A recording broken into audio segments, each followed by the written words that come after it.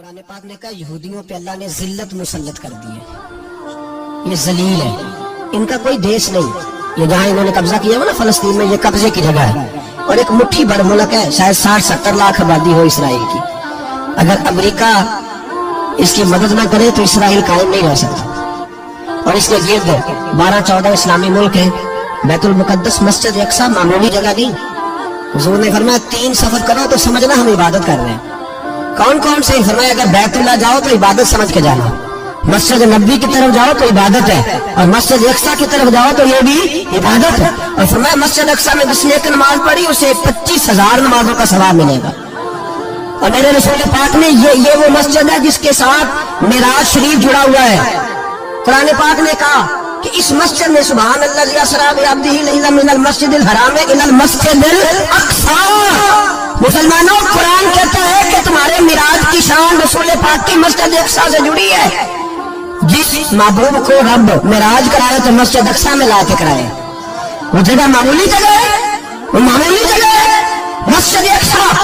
نبی پاک نے وہاں نبیوں کی امامت کرائی، 17 مہینے اس مسجد کی طرف منہ کر کے تیرے اور میرے رسول نے نمازیں پڑھی۔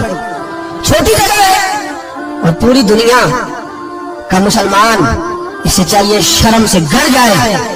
ایک امریکہ کا صدر بول کے کہتا ہے کہ اسرائیل کو اجازت ہے اسے دارالحکومت بنائے، اور مسلمان حکمران بیان دے رہے ہیں ظالموں لٹیروں، تم اپنی سیاستیں چمکانے کے لیے پہلے ایک دوسرے کو گالیاں دیتے ہو، پھر اکٹھے بیٹھ جاتے ہو نمبرنگ کرنے کے لیے۔ تم دین کے اس مسئلے میں سارے اکٹھے کیوں نہیں بیٹھے؟ سارے پاکستان کے سیاستدانوں کو، علماء اور مشائخ کو چاہیے تھا ایک پیج پہ اکٹھے ہوتے، اکٹھے بیٹھ کے ایک بیان ہی دے دیتے، ایک بات ہی کر دیتے۔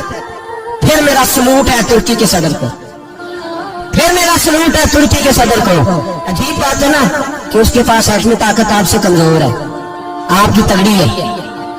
اس کے پاس جو فوجی طاقتیں ہیں وہ اپنی جگہ پر، آپ کی فوجی طاقتوں کا لوہا مانتی ہے دنیا، لیکن پھر مجھے کہنے دو نا، میدان میں بندہ ایٹمی طاقت سے نہیں لڑتا، ایمان کی قوت سے لڑتا ہے۔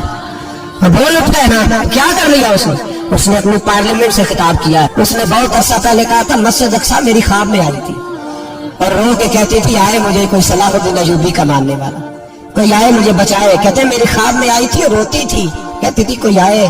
اور ایک شاعر نے کہا مسجد اقصی نبی پاک کو بھی بلاتی ہے، کہتی ہے ایک بار پھر طیبہ فلسطین میں آ، راستہ دیکھتی ہے پھر مسجد اقصی تیرا، ایک بار پھر سے طیبہ سے فلسطین میں آ، راستہ دیکھتی ہے پھر مسجد اقصی تیرا۔ کوئی بول رہا ہے نہیں اتنا مقدس مقام، چھوٹے چھوٹے بیانوں کہیں اکٹھے ہو جاؤ، پیش گوئی کر رہا ہوں بڑی جلدی اس امریکہ کو لوگ ٹوٹتا ہوا دیکھیں گے، اسے بکھرتا ہوا دیکھیں گے، اسے لرزتا ہوا دیکھیں گے، اس لیے کہ مقابلے رب رسول سے